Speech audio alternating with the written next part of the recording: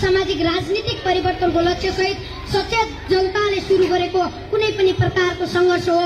नेपालमा जनयुद्ध भन्नाले 250 वर्षसम्म विद्यमान एकात्मक साम्राज्यवादी सामन्ती सत्ताको अन्त्य गर्दै देशभित्रको आर्थिक सामाजिक राजनीतिक र मानवीय जीवनशैलीको युगान्तकारी परिवर्तन सम्भव तुल्याएको नेपाली जनता मार्फत सुरु गरिएको क्रान्ति हो।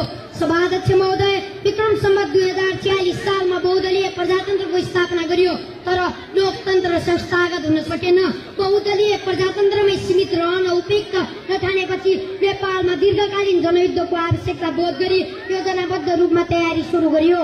जनयुद्धका तयारीका विभिन्न चरणहरू पार गर्दै विक्रम सम्वत 2052 साल माघ 22 गते नेकपा माओवादीले तत्कालीन सरकार समक्ष राष्ट्रियता, जनतन्त्र र जनजीविकाका सवाल उठाउँदै 40 बुँदे ज्ञापन पत्र बुझायो, तर सत्ता पक्षले उनीहरूको माग सम्बोधन गर्न तयार भएन।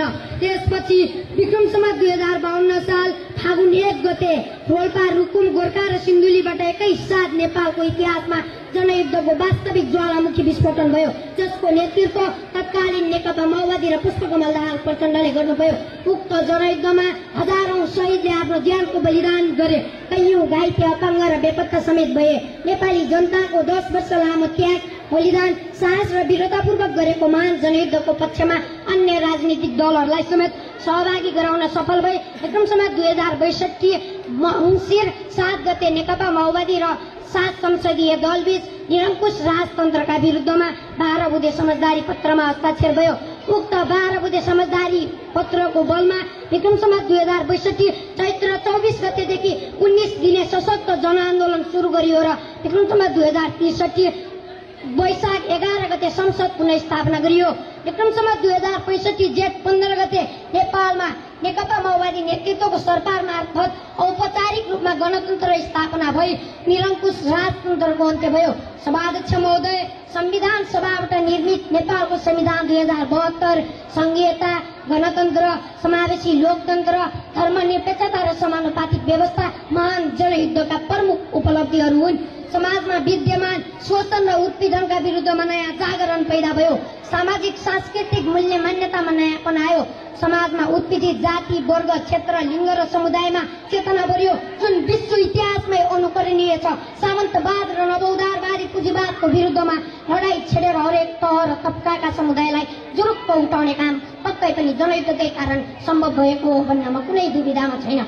सभाध्यक्ष महोदय, नेपालमा जनयुद्ध अघिको 250 वर्षसम्मको विद्यमान निरङ्कुश राज्य सत्ताले नेपाली जनतालाई दास र नोकर बनाइरहेको थियो, आधारभूत आवश्यकताबाट वञ्चित गराइरहेको थियो। राज्यका हरेक नेतृत्व क्षेत्रमा र निर्णायक क्षेत्रमा एक छत्र परिवारवाद कायम थियो।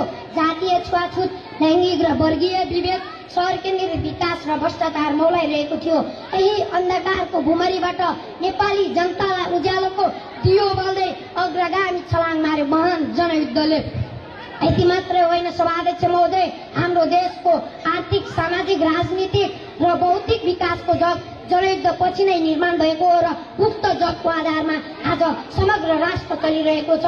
महान जनयुद्धकै सङ्घर्ष र बलिदानीका कारण आज सिंहदरबारको अधिकार गाउँ गाउँमा पुगेको छ। सभाध्यक्ष महोदय, संविधानमै आरक्षणको व्यवस्था गरी समाजमा उत्पीडित जाति, वर्ग, क्षेत्र, लिङ्ग र समुदायलाई माथि उठाउनु महान जनयुद्धको महत्त्वपूर्ण उपलब्धि हो। यसको सामाजिक सांस्कृतिक रूपान्तरण मानव अधिकारको प्रतिबद्धतासहित मौलिक हक र सामाजिक न्यायको प्रत्याभूति भएको छ। राज्य सत्तामा आम नेपाली जनताका छोराछोरीहरूको सहभागिता हुन पाउने सुनौलो अवसर प्राप्त भयो। राष्ट्रको सर्वोच्च संस्था, प्रधान न्यायाधीश, सभामुख, राष्ट्रपति, मुख्य सचिव जस्ता पदमा महिलाहरू पुगिसकेका छन्। यी त केवल प्रतिनिधि घटना र उदाहरण मात्र हुन्। सभाध्यक्ष महोदय, यस्ता कैयौं दीर्घकालीन युगान्तकारी परिवर्तनहरू पक्कै पनि जनयुद्धकै कारण सम्भव भएका हुन्। सभाध्यक्ष महोदय, अन्ततः जनयुद्ध मार्फत प्राप्त उपलब्धिलाई संस्थागत गर्नु आजको प्रमुख आवश्यकता रहेको छ। हजारौं शहीद, घाइते, अपाङ्ग र वीर नेपालीहरूको सपना साकार पार्नको लागि गम्भीर समीक्षा गर्दै देशको आर्थिक, सामाजिक, राजनीतिक र मानवीय जीवनशैलीको युगान्तकारी परिवर्तन सुदृढीकरण गर्न समन्वय र सहकार्य गर्दै एकताबद्ध र प्रतिबद्ध हुनुपर्छ भन्दै मेरा 2-4 शब्द यही अन्त्य गर्छु। हस्त, धन्यवाद, नमस्कार।